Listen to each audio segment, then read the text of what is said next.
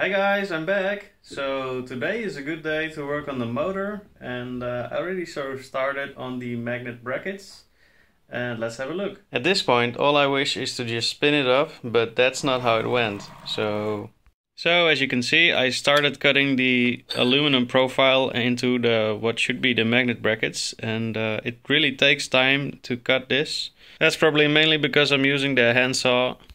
And you know what they say, measure twice and then cut once. Well, that doesn't always work that way. So yesterday I just continued on the brackets, and this is what I've got so far. As you can see, with a little bit of tape the magnet fits very snug in the bracket, and it's practically ready to install. And I might cut off a little bit more here because it's also shorter in the 3D drawing, and this would be the part where the coil would be around here. So that would cause interference. So now I took apart the rotors, and as you can see, the top plate of the rotor is off, and this is the part that we need to cut, so like the green half and the white bit on top. And we sort of need to make it fit the bracket somewhere around here. And I kind of want to leave as little room as possible between the coil and the magnet, so like the motor coil and the magnet, so that we can have this rotor coil a little bit bigger later on. Don't ignore that making these brackets took a whole nother week, so we missed the video. But would you look at that result? So it sort of fits together, and this might not mean much to you if you just jumped into the series, but so let's put it together. Well, that's looking good. But as you can see over here, there's still space between the iron bar and the magnets. So let's fix it. Alright, so that's looking better already. Right, so this is what we've got now.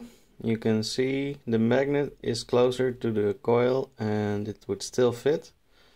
However, the magnet wants to sort of slide into the coil by attraction, and we can sort of fix this with a piece of tape there. As you can see, there's still too much space between the magnet and iron bar with the starter installed, so let me see what I can do to fix that.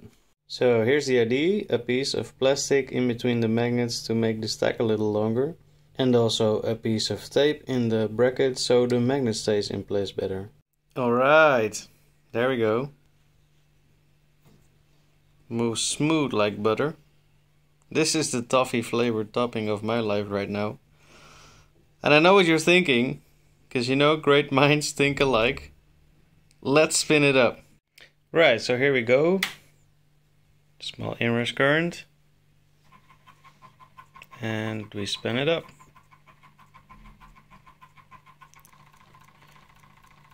So this might actually be the broken circuit.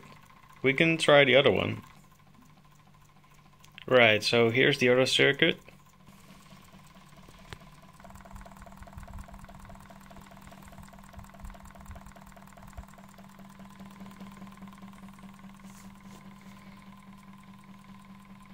Right, here's me thinking that I could do this single-handed, but let's have a look. That's just for spinning it up. So here's the potmeter of the second circuit, and when I tune it, it sort of behaves differently.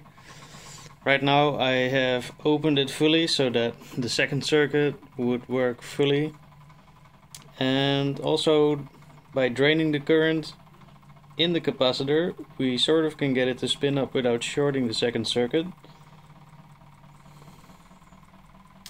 So now that we've caught up some speed, we can tune it again and it'll go even faster.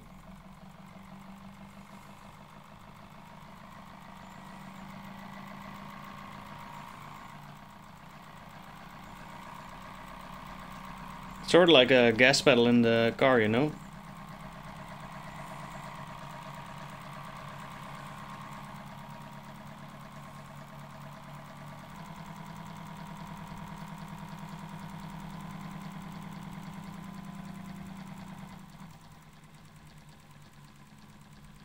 What?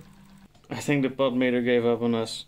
We might have to look into stabilizing the rotor at some point, but for now it ran. So you remember last time I told you about this passenger compartment? Well, the crew has arrived. These came from AliExpress and they'll be operating this generator. I was thinking of something like this. That would be cute, right?